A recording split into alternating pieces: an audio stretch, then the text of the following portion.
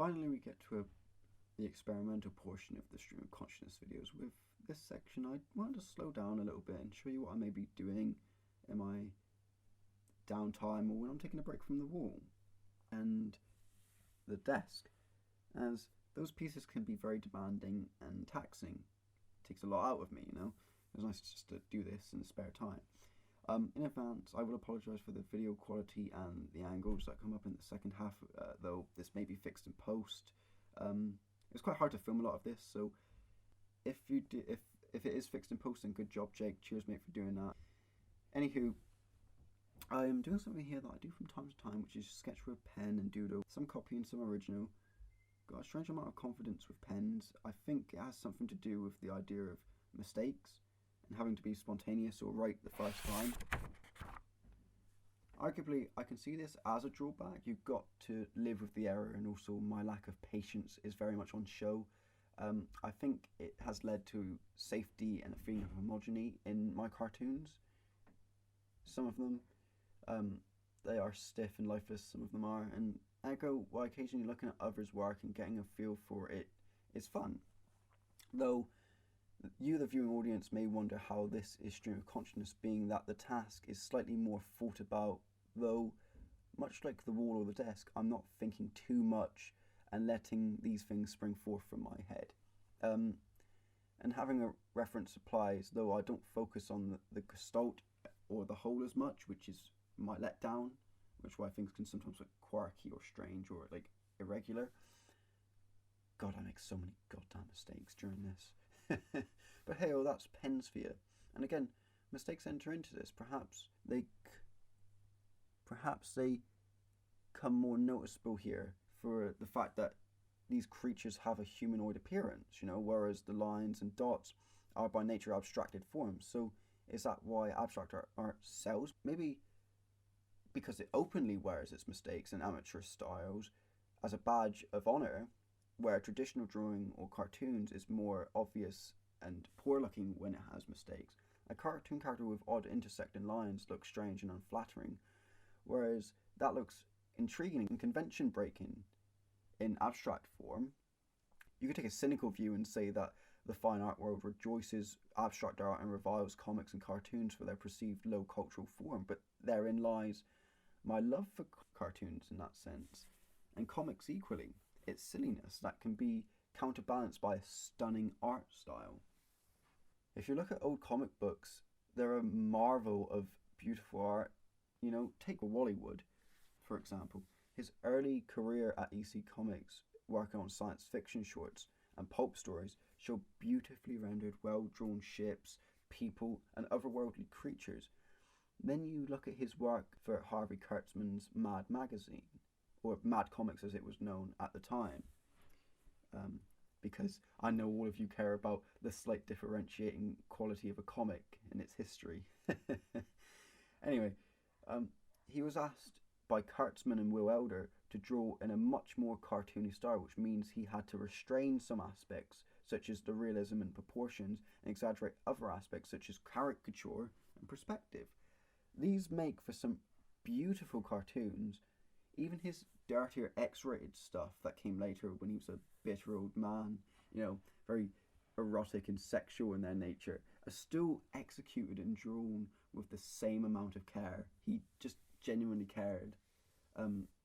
Not a very happy man though, however, very bitter and very cynical and depressive. That's kind of always fascinated me about cartoons. You need to learn how to draw properly, something I am still learning to do and probably will always be learning to do because I'm an idiot. It just takes me longer than most, or need to learn some patience. And once you know how to draw well, you can cartoon it, you know? You must know the rules in order to break them. And that's always made me smile, you know? So actually, in that sense, you could argue perhaps, well, not even argue, it's fact that cartoons are merely abstract concepts. But then for me, the question arises of where do I draw the line, no pun intended, between the two? Something I have often asked myself, why does abstraction bore and annoy me and cartoons fascinate and inspire me? On one level, it has something to do with the perception of abstract art. It's touted as fine art, it's sold for ludicrous amounts of money, and has an air of bollocks and kind of disingenuousness that surrounds it. And I'll give a fictional example, because oh yes, this piece greatly symbolises the struggle of the proletarian work against their bourgeoisie oppressors. What's the title? 3 black lines and 1 red on white canvas. That's not real, and that's kind of silly. And it's actually ironic I mention that exact subject, because it instantly makes me think of a cartoon, an animation, a Soviet animation, by the way, from 1968 by Andrei Karzonovitsky, called The Glass Harmonica, which deals with the oppression of the bourgeoisie on the Soviet and the proletarian worker, and it's actually really beautiful. It's done in a style of Renaissance painting in stop motion. Some of its themes are not for everyone. Again, there's a sense of anti-Semitism and things through it, but just for the sheer marvel of the animation, it's very interesting to look at. Though it could also be my growing up. I was exposed to a lot of cartoon media, everything from Fleischer and Warner Brothers to 2000 AD and underground comics, and this is likely maybe due to my father. He appreciated and still does appreciate a lot of cartoons, and also what he likes to draw, high fantasy and ladies with big tits. Though we still look at cartoons together to this day and discuss them often. If we see a piece of animation, we will tell each other about it.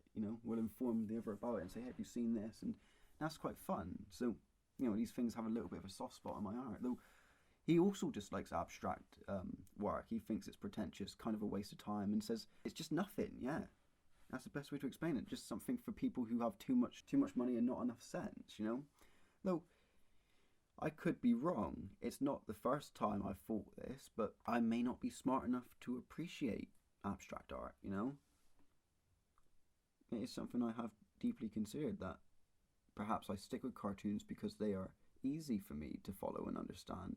These things make me wonder, personally, cartoons are one thing that persist in my life, and they keep coming up throughout my life, so I guess there might be that aspect to it. The question I always ask is, you can draw anything, right? You can choose to draw absolutely anything. So why would you spend your time on abstract art?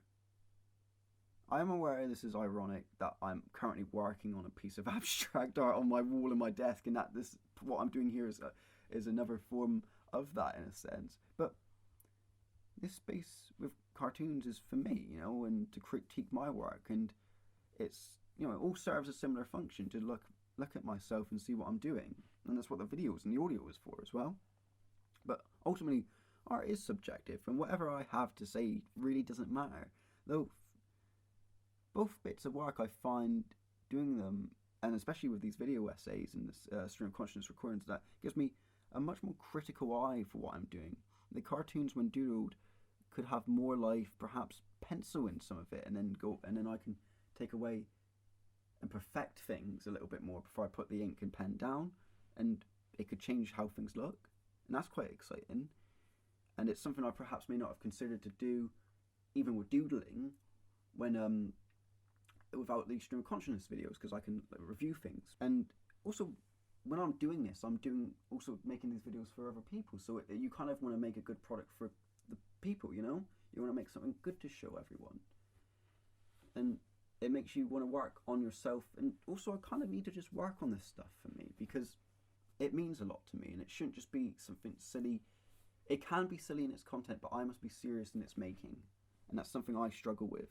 So I'm going to continue to do this work and these recordings even after this video, I think, just because it's almost like a journal for me. And also it's good to see things come out, and I think it's very satisfying to see things get drawn like this in this time-lapse fashion. It's got a satisfying feeling to it, It's quite exciting. Again, it's the same thing with the Frank Zappa. I feel like it's hard to express my love for why I like cartoons and why I like the things I like, because it's me. It's as much as part of me as it is anything else. Okay, I'm going to be all rambly again now, aren't I? But cartoons have always just spoke to me. I think you can say so much with such simple ideas. And again, you can make alien worlds, you can build beautiful images, and you can show techniques and things that work together and things that don't work together, and ask why things don't work together. And in many ways, there is a big correlation between that and abstract.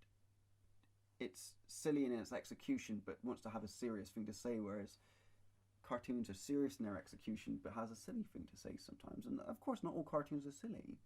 You know, I can think of like Studio Ghibli, which, you know, is almost emotional animation. I would argue is something so like beautiful that, you know, it can elicit like strong emotions in you. And again, like I said, it definitely comes down to being with my father and stuff like that. Like, and it's also, I like to draw cartoons. I like people like R. Crumb. I like Wallace Wood. I like Harvey Kurtzman and Will Elder. I like um, E.C. Seeger. I like Winsor McKay, Melinda Gebbie. I like cartoons and comics. I love the old stuff. Pogo Possum by Walt Kelly. It's not even really for kids. It's so like sophisticated in its writing, and you know, and that's rare because sometimes you get like a cartoon where the comic and the art is kind of like secondary to the art and to the text. Sorry, should I say? But then you get someone like Carl Barks who did Donald Duck and Scrooge McDuck cartoons for Disney, and you know, this is also the annoying thing that Disney didn't let him put any of his name on any of his work because it's a Walt Disney production or whatever. But he could write and draw so fantastically, and it's great. What can you not do with words and images? Jean Giraud, however you say his name, is Mobius. You know, such simple. Like he could draw really, really detailed, but like when it came to his science fiction stuff, he had such a simple approach. But the simplicity is what made it look so deep and dense and beautiful to look at, you know? And at the end of the day, I'll always find beauty in cartoons, and I'll always find beauty in these things because they mean so much to me, and they always will.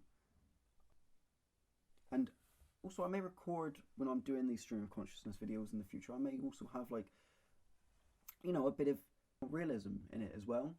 It should be quite nice to see. Just like anything, just drawing in general and talking over it is quite an endearing way to convey points, you know. But in closing, I may have difficulty understanding, you know, abstraction and my love for cartoons and probably conveying it. And it might be like I do 10 of these videos and convey it only just then. But I don't know. I think at the end of the day, I would always choose Popeye over Pollock.